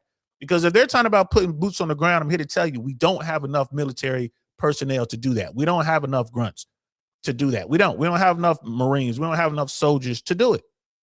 They're going to have to implement a draft, and you have to train these people up and send them into combat roles to be just like Vietnam. And the American people I don't think they're going to stand for that, man, at all. I don't think the American people are going to be cool with that at all. Right? So let's listen to what they're talking about with Hedgecliff. Here we go. Seth. I think that's how you say his name. Here we go. Oh, 1 second. Let me pull this up. So now here we are. The president announced this devastating war where now American service members have been killed, and wearing a ball cap and a shirt and no tie. He then went on to a fundraiser, $1 million fundraiser and put his tie on for that part. Mm-hmm. We have only heard that from him. These little interviews where he's calling up various, New York Times or whoever to give them 2-minute interviews. One other, pre-edited statement that we just put out, no live address, not taking any questions. You do have Secretary of War Pete Hegseth out this morning as we speak, giving some sort of a press conference. There were no administration officials on any of the shows. Just this. They have brought us into an illegal war with no congressional approval, no public approval, no public support, and then they are hiding from us. They won't even tell us what is really going on, what the goals really is, and what is going to happen next. They don't even have enough respect to defend their positions on the Sunday shows. And we can put an element to that effect. It's to 11 guys that you can put up on the screen, just showing what I'm saying here. But this is one of the things that is utterly stunning to me. You have now a massive regional war with all of these strikes on, allies throughout the region. They're taking damage in Dubai, and the Strait of Hormuz shut down. 4 service members at least killed and more wounded. And the Israelis take all this stuff. And they didn't even go on the Sunday shows. Put A12 up on the screen here as well. White House just called a lid for the day, meaning Trump's not expected to make any appearances before reporters. That was at 4:30 on Sunday. I mean, Sagar, what can you even say about this? Yeah. That's crazy. I didn't even think about that, but yeah, they didn't put anybody out. Bro, I'm here to tell you, Brother Ian, yes, the military hit their numbers, but you got to understand those numbers are not for a war, a regional war, or a sustained war of occupation. those would be different numbers. So the Pentagon puts out, okay, numbers for what they need for their current mission. And the mission at the time had nothing to do with the war in the Middle East. Remember, we had just drawn down out of the Middle East and all that. So the mission changed. So, okay, we don't need as many infantry guys. We don't need field artillery guys. We don't need mortarmen. We don't need as many like LERPs if we still got them. Like, they did increase the numbers to the special warfare community. Like, it's going to be more paratroopers. It's going to be more Green Berets, more Rangers, more Force Recon or MARSOC Marines, whatever they call them now. Well, there's Force Recon and there's MARSOC. I don't know if they're calling them Marine Raiders. MARSOC, I don't know what they're calling them, but the Marine Raiders, they got more of them. So more specialized units to handle these small little fires that they need to put out, right? Like missions in Venezuela. Yeah, it's going to be increasing, forces to that. But like just the general army, like when you go in, you're going to go in someplace like any country, like Iran. You want to take that country, you need a lot of soldiers, bro. You need a lot of soldiers. So for every boy or girl you got out there firing, for every rifleman, you need like 15, maybe 20 support personnel for that person. So if we're going to do something like this, man, we need more truck drivers. If we need more truck drivers, we need more light wheel mechanics, right? Because we got more trucks out there. We got more truck drivers. You're going to need more support personnel. You're going to need more people in supply. You're going to need more, more medical personnel. You're going to need, more docs out there, like more medics, more corpsmen, more nurses. The army and the military wasn't planning on a war. So the numbers aren't right. The numbers aren't right. Brother Tarus is in the building. Good to see you, brother. We're covering the war, so I don't do the sound effects, man, but I appreciate the super chat. I'll be back later on today, man. We're going to be talking your kind of stuff, man, around 8 o'clock Eastern time. I'm going to be talking about how Americans are underemployed, man. So if you're free, man, pop in. I'll even shoot you the link because I know that's up your alley. And Brother Tarus is saying, bro, our country just can't help itself. Got to be at war all the time, or it's like we serve no other purpose or have any other goals. Is that what's considered civilized, bro? And Tarus is a vet. I'm a vet. Mandrell's a vet. Like, we've all been deployed. America, yeah, it's like you look at this, it's like America's in the business of war. I appreciate the $10, man. I really do. Thank you so much, bro. So, no, we don't have the numbers to sustain a campaign like this. So they're going to need more bodies if this continues, and they're going to need them quick. The thing is, Trump doesn't want to lose people. Trump doesn't want boots on the ground. The people around him, got to convince him where you're in it now, you got to stay. The thing is, y'all got to hope to just, stay on social media and just go and blast social media with how much you don't like Trump, because that's what he looks at. He doesn't look at the polls. He's going around looking at YouTube and looking at Instagram and looking at TikTok and looking at whatever, Facebook. He's looking at that. So, guys, you got to get into the chats, man. Got to get into the comments. You guys make your voice heard. Make small little videos. Put it out there. That's what Trump is watching. And you got to say, hey, man, pull our soldiers out. Pull our soldiers out. I don't think one American life is worth it. We've already lost 4. I don't think one American life is worth it. Why? What are we doing? I don't care what's going on in Iran. That's their business. I don't care. If they're being brutalized, that's on them. They need to do something about it. And think about it. The Iranian people, they know how to uprise. They removed the Shah. They know what they need to do to get rid of the leadership they don't like. So if they don't get rid of this current regime, they don't like this leaders, the leaders are there, then apparently they cool with what's going on. Yeah, it's terrible that women get treated the way they get treated. It's terrible that girls get treated the way they get treated over there. It's terrible the way, what happens to little boys in the Middle East. No one ever talks about that. What happens to these little boys is, oh my God. Right? It's horrible. But if the people of Iran want to do something about it, let them do something about it. If they need some weapons, they need some whatever, need some support, we can help them out. We can give them some training. We can bring them over here. We can bring them somewhere. We'll train them up, then send them back, and let them do what they got to do. But we shouldn't be over there. I had this conversation with someone very close to me last night. I was very animated. Like, we should not be over there. This is not worth one American life. Let's get back to the video. We're screwed. And it's not just about screwed. it is reflective of, remember after Venezuela, Secretary Rubio did a press conference the next day. Now, you could say, look, I opposed the Venezuela thing, but there was a plan. You kidnap Maduro, put Delcy in power, we're good to go. They don't know what to do now. I really believe that they're in way over their head. Yeah. Already, it has gone past what they already expect. We have full-blown regional war. The coordination wasn't there. You have multiple Americans who are dead. The Iranians did not capitulate. They thought we could just punch them in the face and they're just going to keep coming back. But what did we say here over and over again? They have planned that they're going to take 90% casualties. And that actually did happen at the top. Yeah. All of them are dead. All the national, they didn't care. They have it dispersed. They have it ready to go. The entire regime, basically at the top of the national security establishment, has been killed. Didn't stop a bunch of missiles flying into Israel last night. Israel got pounded yesterday. Remember this too. Israel has a massive amount of censorship. They're broadcasting the IDF telling, do not post videos because it gives the battle damage assessment. We have no idea what the catastrophe is like inside of Israel. But you look at that image of that missile and there were videos of ambulances on the way there. God only knows how many people were killed or the damage that happened. So keep in mind that it's already gone past what they expected. And now that's why he's scrambling. He keeps floating these things. Oh, we'll talk to them. Yesterday he said, we'll be talking. Barack Ravid goes on TV and goes, when he says talking, he doesn't mean talking to the current regime. Who's he talking to? The Shah's fail son? The Pahlavi idiot? Like, that's what we're dealing with. Wow. And it's catastrophic. I mean, beyond, because like you just said with Iraq was worse, okay, in terms of damage, but the plan was there. Install Ahmad Talibi. We go in, we find the fake WMD, done and dusted.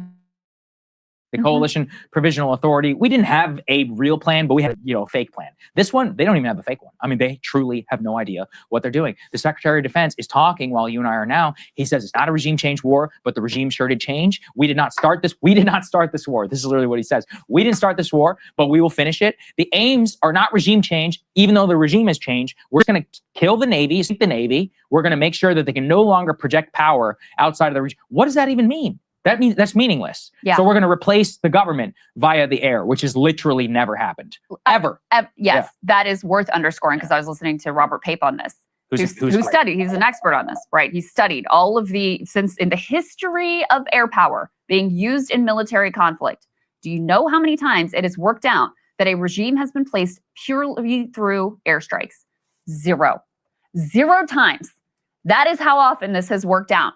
And yet here we are with all of this arrogance, with all of this egotism, with all of this idiocy, thinking this will be the one time that it's worked. It will work with a government that has survived so much of us trying to destroy it for close to 50 years. This will be the time that does have some popular base of support, by the way, in the country. This will be the time that it works out. What a bunch of fools. On these fake negotiations that were going on that were clearly just a ruse in order to, buy them time so that they could amass this whole armada in the region and all of the air power that we have remaining, all of the interceptors we have remaining and all of that. There are reports that, Kushner and Witkoff, they couldn't even understand what the Iranians were offering. Because if this was truly about nuclear weapons, and we, Dr. Trita Parsi, who we've had on this show many times, and he was speaking to another, I think over on MSNBC, he was speaking to them. He said, listen, I was an informal advisor to the nuclear talks back under the Obama administration. And there is no doubt that what the Iranians were offering here went way beyond what Obama was able to achieve. They offered significantly more concessions. So if Trump wanted to just take that win and say, look at what I did, what Obama could never do, blah, blah, blah, that was there. But again, first of all, that was never the goal. I mean, we've heard, we care about the protesters, we care about freedom, we care about the ballistic missiles. Then we had, we're worried about their Navy. And by the way, we're still worried about the nuclear weapons, which we told you we obliterated during the last war. So, I don't even want to give them credence to any of the lies and bullshit that they've told here. But if it was really about nuclear weapons, if it was really about the nuclear program, they offered far and away beyond what the previous nuclear deal entailed. And there are reports that Kushner and Witkoff could not even comprehend what was being said to them. And that is, again, it's intentional because they weren't there to negotiate. They were there to stall and buy time for this pre-planned operation. Yeah, that's right. Now let's turn to what we have now so far. So what are the pretexts that the president gave? Nuclear weapons. Here's Senator Ted Cruz saying openly, No evidence they were close to nuclear weapons, also backed up by a Democratic senator. Let's take a listen. In terms of containing the risk, who's securing the nuclear material that you say still exists within Iran? Who's doing that? Look, the quantity of nuclear material, I didn't say anything one way or another on that. What I said is they were building nuclear weapons a year ago, and our bombing took that out. They also had an ongoing desire to rebuild them. I don't have present day intelligence on what progress they had made towards rebuilding nuclear weapons since we bombed their facilities. This is insane, man. This is insane. Like, in Americans, Americans like, well, what can we do? These politicians are all bought and paid for. Yeah, they are, man. They are bought and paid for. Like, if you want to scare an American politician, you got to threaten their seat. You got to remove them. Ted Cruz is sitting there like, you're not going to get rid of me. Like, and his seat is up for re-election, right? You got to remove Ted Cruz. Like, if you don't want to put a Republican in that seat, then y'all got to beat him in the primary and put forth another Republican to fight him. Split the ticket. Do what you got to do, but you got to get rid of him. That's how you send a message. And we keep sending the same people back to D.C., and they keep saying the same thing. And here's the thing. You look at what's going on with this war. The Democrats are fighting the War Powers Act. From what I understand, it's the Democrats are, giving up all the frictions. Yeah, Hakeem Jeffries and Schumer. Hey, so here you got both sides of the aisle doing the same thing, bro. Like, you got to get rid of these politicians. You got to vote someone in. You got to force a change in leadership. And then when you get these people in there, you got to send these people to D.C. on a mission. Get rid of Citizens United. You need to take all the lobby money out of D.C. It should be no foreign lobby money, no local, no domestic lobby money. You should take all that out of D.C. You should put restrictions that used to be in place. Like, if you come out as an elected official, you can't lobby for, first of all, you just do away with lobbying, so you don't have to do that. So you don't have to worry about who can lobby. Take the legal money out. Take the legal money out. Make it harder for them to buy politicians and make it far more risky to buy politicians. And then term limits. We need term limits. If we had term limits, man, dude would be gone. Ted Cruz would be gone. It should only be 2 terms as a senator. That's 12 years. You don't need more than that. 12 years is enough. Right? If you want to go 3 terms, okay, 18 years. And that's it. That's a professional politician. But I would say 2 terms is enough. And 5 terms in the House. It's 10 years. President only gets 8.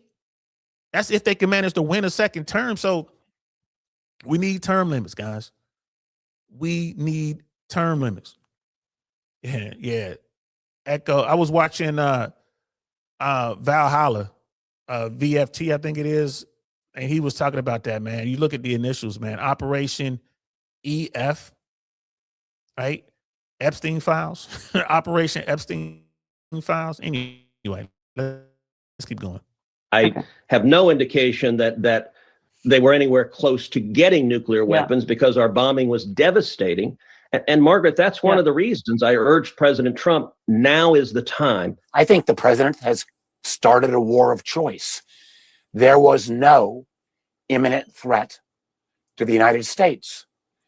So the decision to put our service members in harm's way and bases around the region in harm's way was entirely based upon the president's decision, not an imminent threat to America. I saw no intelligence that Iran was on the verge of launching any kind of preemptive strike against the United States of America. None. How could they? None. None. That is from Ted Cruz. And so these are 2 as pro-war as it gets, if you think that those people are lying. By the way, if you want a little bit more of a view into how bad the situation is, here's Senator Tom Cotton saying that there will be no large ground force in Iran. Did you hear the word? No large ground force, not no ground force. Take a listen. The president of the United States warned the American public that there could be casualties, American casualties. Does that mean the U.S. is putting boots on the ground?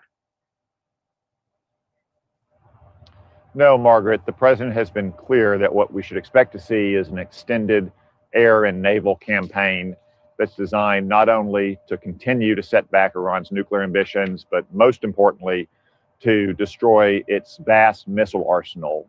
many more missiles than the United States and Israel have air defenses combined, as well as the missile launchers and its missile manufacturing capability. Now, obviously, one risk of that kind of campaign is that an aircraft could be shot down and the president would never leave a pilot behind. So no doubt we have combat search and rescue assets in the region that are prepared to go in and extract any downed pilot. But barring that kind of unusual circumstance, Margaret, the president has no plan for any kind of large-scale ground force inside of Iran.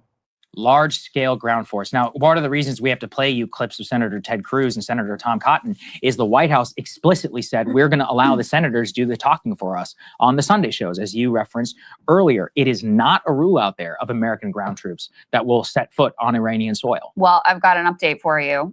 This morning in this Pete Hegseth press conference that's going on right now, he got asked by a reporter, are there currently any American boots on the ground in Iran? And he said no.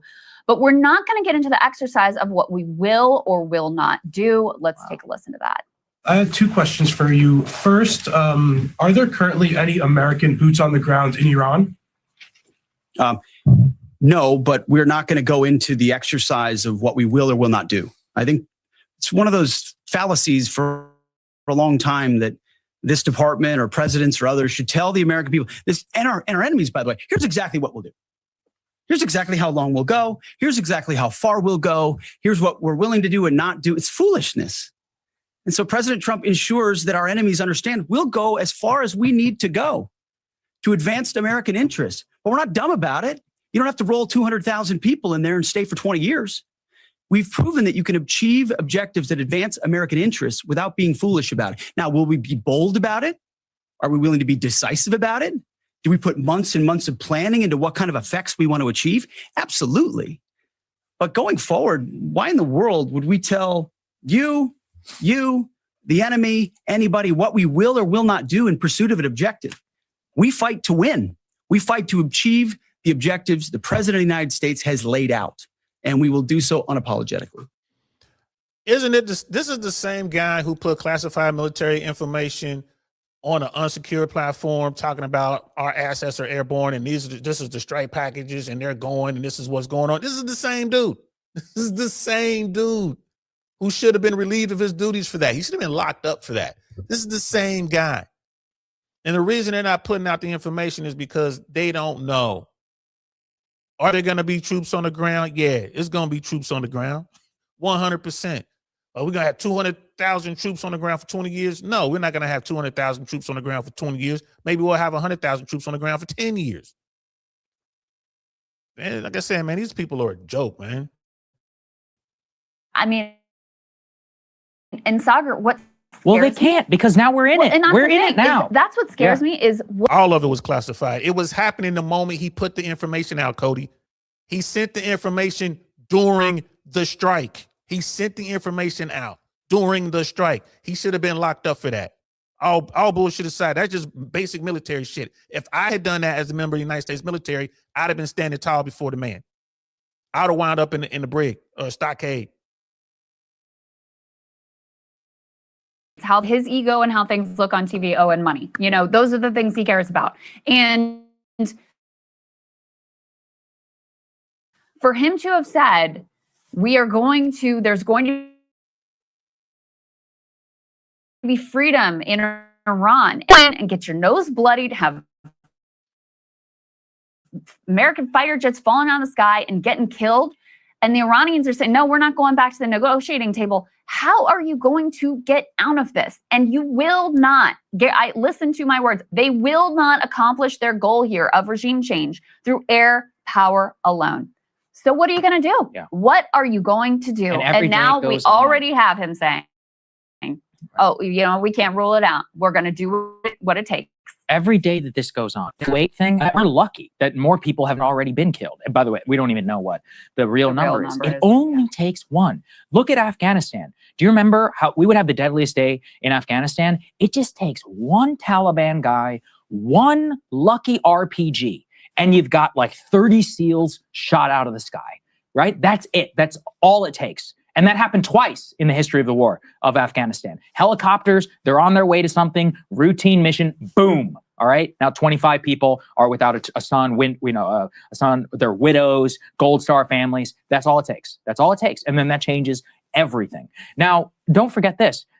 One of the pretexts for the war is about what Iran did to the United States during the war in Iraq, which was basically take over much of the insurgency and supply them with the sophisticated means to manufacture these IEDs. It was EFP, if I recall, which is a very specific deadly type of IED that was dramatically more lethal than anything else that was seen on the battlefield. Now, look, that's true. It is true. They are responsible for hundreds of deaths in the war in Iraq. We shouldn't have been there in the first place. But I love that this pretext is now currently being used. If you wanted to strike Iran for doing that, that would have been the time. There are people alive watching this show today who there are people who are watching this show today, literally probably right now, who were not even alive at the time when all of that happened. You can't use some 20-year-old pretext. If you wanted to kill him, you should have done it then. And you think the Bush administration wasn't up to it? Do you know why they didn't do it? Because they were bogged down in Iraq already. And they're like, well, there's nothing that we can really do if we want to branch into Iran. That's really what this is about. But also think about what that means is that we're supposed to believe that this army, which, yes, has this conventional capability right now of ballistic missiles and all of that, is just going to go quietly into the good night. If by your own admission, they were capable of killing over 1,000 Americans through all these IED, what, you think they still don't have all that technology? You think the IED still doesn't work?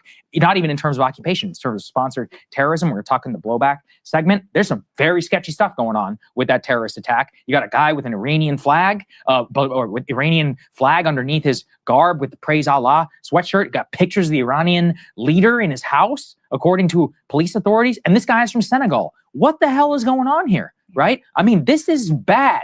And we had no planning or anything. Yeah, he's talking about that attack in that active shooter event in Austin, Texas. And bro, I'm here to tell you, man, it is so easy right now for the powers that be, right, for the deep state people to just start hitting targets in America to try to sway American sentiment towards this war in Iran. Because that guy didn't strike me as a sleeper agent. That guy's a dude. If I'm not mistaken, that dude recently lost his family, got torn up in a divorce court system, lost everything, moved to Texas. And the guy probably was just isolated in his own bubble and he snaps. Like I said, you got a lot of weirdos out there. And for him, to actually do something like that, to go where he went at the time that he went, bro, law enforcement was on him in less than a minute. It was something like 56 seconds or something like that. Law enforcement was on him, engaged him, and it was over. And I still think the dude scored 2 deleted and another 14 wounded. Right, and this is a guy that doesn't know what he's doing. Now, I think a real sleeper cell would be way different, way more horrific. The dude is just a weirdo who lost his family. It's like that deep. Like I said, man, it's gonna be a lot going on, bro. It's gonna be a lot going on. It's gonna be a lot of people doing a lot of things. And, the government right now, I'm not saying it's coming from Trump, but it's definitely going to come from the dark side of our government. The CIA are going to be doing CIA things in America. I could see something like that. We're going to plant evidence. We're going to do all this kind of stuff. I mean, hell, if you want to put your tinfoil hat on, you might be looking at some MK Ultra type stuff going on. People being brainwashed and been programmed. You know what I mean? Kind of like the Manchurian Candidate kind of thing. Yeah, the reports is the guy came from Senegal. That's the reports that I've been seeing out there. And also, like I said, this allegedly the guy was recently divorced, lost his family. They were talking to his wife. He's been very estranged from the family, hadn't talked to anybody. That's the report. But just to be dressed the way he was dressed, he wasn't even dressed in the way a martyr's gonna go out, or he wasn't I don't think that he did all the shaving and wearing all that stuff, man. So anyway, I'm not sure, but I'm not sure. How do I want to put this? I don't believe that this guy was a sleeper agent. I think this is just a weirdo found an opportunity to go out in a blaze of glory. That's what I think. I could be wrong. I had to fly after the day after. It's the first time in, I don't even know, a decade where I'm like, I don't know, man. You know, I mean, it shouldn't even be a question, right? It's one of those where I was like, hope so. By the way, I was flying from Austin, and in the time that this terrorist attack literally broke out. How many people are going to have that up there? You think I'm going to Dubai anytime soon, which is the gateway to much of Asia for a lot of Americans? No, this is the danger in what has now been unleashed. And yeah, even though it's day 3, they're not backing down.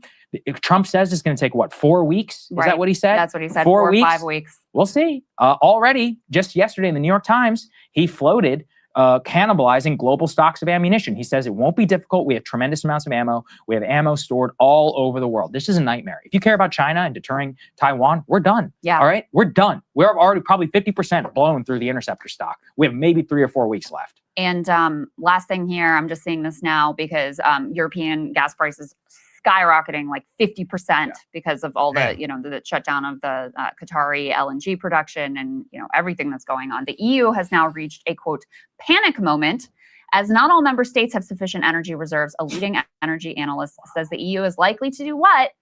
Increase energy imports from Russia. Yeah. So congrats, guys. Way to go. Yeah, congratulations. Actually, Excellent work all the congratulations way to around. Putin. The Kremlin doing backflips right now. Oh, yeah. Oil at 100 will fund the war in Ukraine for 5 years. For all of you neocon idiots who supported, taking over or doing the war with Iran and, quote, support Ukraine, you just bought another 100K casualties on the battlefield. So congrats to you. Hey, if you like that video. Yeah, bro. That's crazy, but true. Like, it's every action has an equal and opposite reaction, bro. You can't do something like this in the Middle East and not expect things to go haywire everywhere else. Right? Someone for someone else's loss, like it's a tremendous loss for some people over here, it's going to be a tremendous gain for others. And then you look at the 1%ers. The 1%ers are going to make a ton of money, like a ton of money off of this. It's just, but there's a lot of people who are going to lose a ton of money. And everyone's talking about, well, the reason we're going to Iran because the leader was bad. That's a bad regime. Oh, and we're not going to go after Putin. Right? We're not going to go after the CCP. Well, what about North Korea? And when you ask folks like, well, how come we won't go after these people? Because they got nukes. That's why. Right? It's one of those things. Crazy, man. Like, this is crazy work.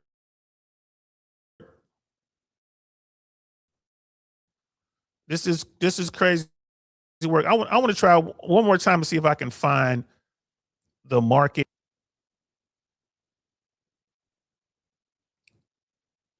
50%. Is that it?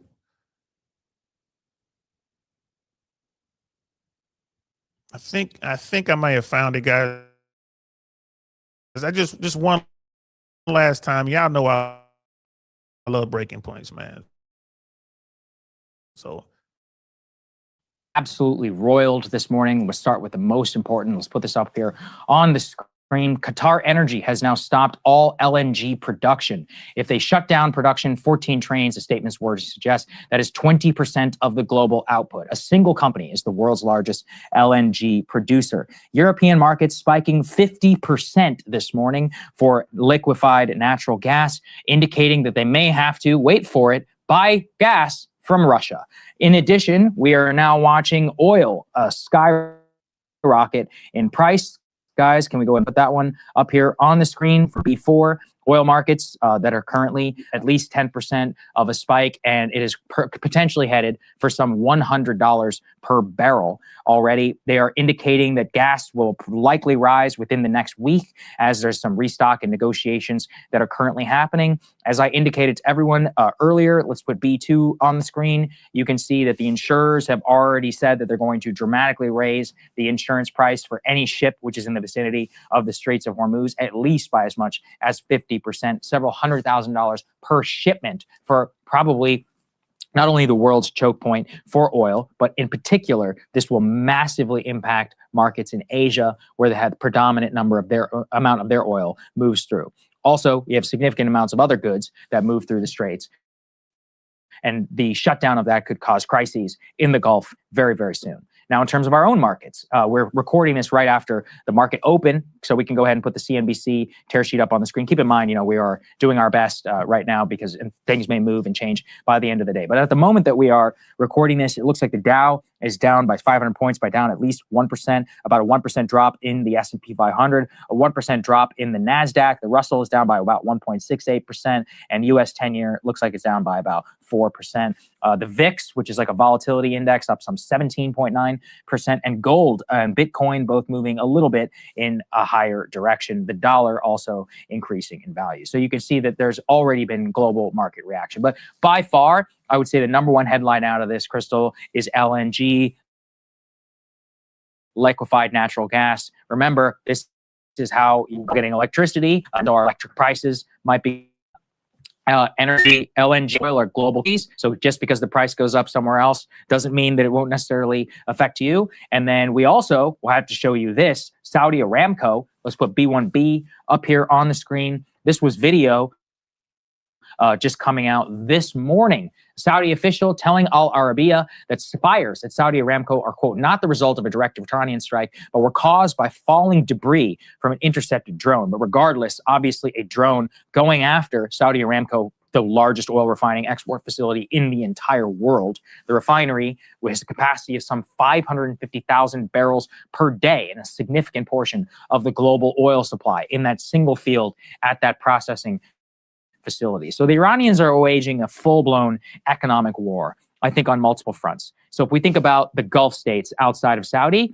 for them, it was energy plus prestige. So they've crippled now the Qatari gas field, now that they've already had bombs and things go off in the middle of Doha, falling intercepted missiles. The UAE, the way that Dubai was trying to get, past its energy image was to become this global powerhouse for the rich. The Fairmont Hotel and the Burj Khalifa literally on fire, right? You've got all these like Western girl influencers who are probably being paid to be over there, like hanging out in tank tops at the gym, now scrambling to the airport. Oh, oops, except you can't get out because the entire airport shut down. Semaphore reporting this morning, the going rate for a PJ out of Saudi today is $350,000 for a single one-way flight. For a single one-way flight. So the princes might be able to make it. Some of the people who pay those influencers might be able to make it. But if you're there on a tourist visa, you're stuck for. Bro, if you had a jet, man, if you had a Global Express or Gulfstream or Boeing business jet, $350,000 a seat one way out of Dubai. My goodness, you want to talk about making money? Yeah, private jet, boy, you're crazy. Boy, you crazy. Like $350,000 for a private jet. Trump and Putin ain't on good terms, man. After that Alaska, debacle. Trump wants to like Putin, but again, Trump looks at what goes on in social media, and everybody clown Donald Trump for Putin getting over. And, Trump kind of backed off, and then the Russians aren't doing what America wants them to do with respect to Ukraine. So yeah, man, I don't think that I don't think that Putin and Trump are on good terms. So, and yeah, as far as going to China, I doubt if Trump goes. I'll be surprised if he goes to China with everything that's going on right now. I'd be very surprised if he goes to China. The time being, the entire region's airspace is basically shut down. I think a single commercial passenger plane has left, I think, Abu Dhabi, like in the last 24 hours. If you look at global air traffic, it's all going around the middle. I mean, you got missiles, drones, and all this stuff that's flying up there. Don't forget what happened in Ukraine. You remember when those passenger planes got accidentally shot out of the sky, shot out of the sky, literally. So, I mean, this is serious stuff. This is danger. This is extremely dangerous. And the global economic impact in the gas market, we haven't seen anything like this since Ukraine, except now, ironically, we're going to massively fund the Russian war effort. So congratulations to all of the neocons for dramatically enriching the Kremlin. Yeah, I mean, those images of the burning Dubai hotels are crazy. And the theory is that Iran targeted some of these hotels because service members had been moved off of bases to be kept safe. And so the Iranians targeted with these, again, these are like $30,000 to $50,000 drones that they're using en masse, that they mass produce, is the same thing that, you know, the Houthis were armed with by the Iranians, that they're using to, you know, attack hotels in Dubai. Crazy, crazy stuff. Let's put this B6 up on the screen. The Financial Times had good analysis about what all this could mean. They talked to an analyst who said, yes, oil could go up to, you know, $100 a barrel. They said, how dangerous would that be to U.S. growth, given the fact that we are largely energy self-sufficient at this point? It is a different dynamic than, you know, in the 70s or whatever. And they say, but that doesn't mean an interruption to Gulf oil flows would be irrelevant to the U.S. economy, given the impact on oil benchmarks. Sharply higher global oil prices can inflict pain on U.S. consumers and corporate America. This would feed into higher gas prices, placing a visible strain on consumers, many of whom are already complaining about a cost of living crisis ahead of November's crucial midterm elections. Oil of $100 a barrel could push consumer price inflation from 2.4% in this year to January to above 4%. Fed targets 2% inflation as measured by the annual change in the price index for personal consumption expenditures. In the short term, it would make the U.S. Federal Reserve less likely to cut interest rates, which of course is something that Trump has been wanting them to do. So you're talking about interest rates staying relatively high. You're talking about inflation overall, because of the way, of course, oil prices feed into everything. And you're talking higher prices at the pump. And, you know, you'll recall back at the beginning, early days of the Ukraine war, there was polling that people were like, yes, I am actually willing to pay more at the pump because I believe this was an unjust, unprovoked war of aggression from the Russians. We want to support Ukraine, like we want to be on their side. We're willing to take some pain. I think we're both a little skeptical at the time of how long that would last, rightly so. But this time, I want to see the polling. Go ask people, you willing to pay $4 a gallon for gas so that we can do whatever the hell we're doing right now and have American service members killed, etc.? There is zero appetite for this. I mean, going into this war, you had maybe 20 to 30% of the American public who were like, yes, war with Iran. Many of them live right here in the broader DMV region. In any case, you think that people are willing to pay have any pain in their lives because of this? And then you look at the fact, you know, we've had these massive cuts to the social safety net this year. You've had healthcare cuts. You've had, you know, you had the whole Doge thing and all kinds of, you know, things that have been made the life made more difficult for people. And meanwhile, we're letting $100 million fighter jets get dropped down to the sky, reportedly by our allies. And God only knows how much is being spent on this whole absolute catastrophe. They'll never tell you. We'll never know how much money this is all going to cost. You know, Americans aren't behind it or are not backing this. Americans aren't happy with this. Americans are not willing, in my opinion, to take financial pain for this. We certainly don't want to see service members lost, which we were already seeing 4, and that number is going to go up. It could have been, you know, I mean, think about it. Those F-15 crews managed to get out of the aircraft, but what if they couldn't? And we'll never know if that was a friendly fire event or were they, you know, deliberately targeted by the Kuwaitis. The Kuwaitis may have fired on them. Someone had to get an order to engage those targets. 3 of them got knocked out the sky, man. Easily $300 million gone. So, and then all the money on the munitions. Sagar talked about it, man. Like, we don't have the stockpiles. When Trump says he does, they're lying. Like, we can't sustain this. Again, where's all this money coming from? How are we paying for all this? Are the Israelis paying for this? Right? Because we're firing on the people with the money. We're firing on the people with the oil. So when I went to Desert Storm, the Saudis were paying for that. The Saudis wanted to give us direct money. George H.W. Bush said no. But they did give us a medal that had pure gold in it. The Kuwaiti Liberation medal that I earned, that medal has pure gold in it. They did let us get that. Yeah, absolutely a blue tsunami. Like, it's a wrap, man. Come November. And that's another thing, too. People are like, bro, is this administration going to come up with some reason to enact martial law and not allow that November, that midterm election to happen? I got a buddy of mine, I go back and forth with him all the time. I'm like, nah, it's not going to happen. That's going to happen. He's like, are you sure? And I'm like, But now, you know, you look at it, it's like, Donald Trump understands this is unpopular. He understands if the Democrats take the House and Senate, he has a real problem, like a serious problem. If it's enough of them, if they get a decent majority, bro, they can make some things happen. They're going to be trying to remove his entire administration. And if they're successful, they're going to lock him up. And that's something he absolutely understands. Like, bro, if the Democrats take control, they're gonna lock him up first chance they get, for real. Like this, like the political game just got crazy. They're gonna try to lock that guy up. He knows it. So they're gonna come after all his money, gonna come after his family money, and he knows it. So I don't know, man. When I talk to my buddy again, it's like, well, maybe they're gonna try it. And my thing is, okay, they try it in America. What are the American people gonna do? What are the American people gonna do if this administration tries to keep them from voting? Like, all right, we're gonna not allow you guys to vote in November of 2026, and then we're not gonna allow you guys to vote in November of 2028. What will the American people just sit back and take it, or the American people rise up and do something? Right. So here's the thing: it's not gonna be a civil war. It's not gonna happen. It will be an uprising. If it goes down, it'll be an uprising. It'll be the American people rising up against a corrupt government. If that happens, right, it will be because of this power grab by the current administration and by the current president. We'll see. So all that talk about me gearing up and going overseas, now I ain't gearing up going overseas. I'm too old for that. But here in the U.S., you know, what are you going to do? What are you going to do if you have an administration that wants to trash the Constitution and just keep power? What do you do?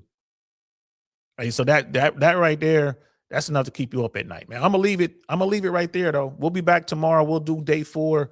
We'll track the numbers. Day 4. We'll do the same thing tomorrow.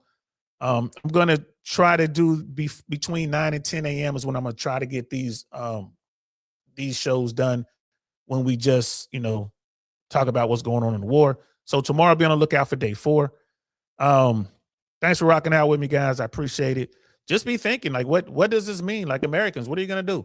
What will you do if it comes down to that? If there is some sort of martial law declared and they won't let Americans vote, what will you do? Legit question. Let me know in the comments below. I appreciate y'all, man. And like I said, I'll be back tonight around 8 o'clock. We're going to talk about underemployed Americans. Underemployed Americans. That's what we're going to talk about, because that's what's going on, bro. And later on this week, we're going to talk about the impact of this particular war on the American economy that's already suffering from high job loss and fake headline numbers, and, you know, what's going on with the real estate market, which is where the vast majority of Americans' money is tied up. People who aren't rich, like the bottom 99% of Americans, all their wealth is tied up in their homes. Well, guess what? Home prices are falling. So we're going to be talking about that as well. Be safe out there, guys. Appreciate you. Tarus, again, thanks for the super chat, man. I appreciate you. I'll see y'all tonight, 8 p.m. Eastern Standard Time. We'll do our normal show, man, with all of our sound effects and everything. Hope to see y'all then. I'm DL Saint. This is That Really Want to Know podcast. We'll talk to y'all later. Be safe out there. Peace.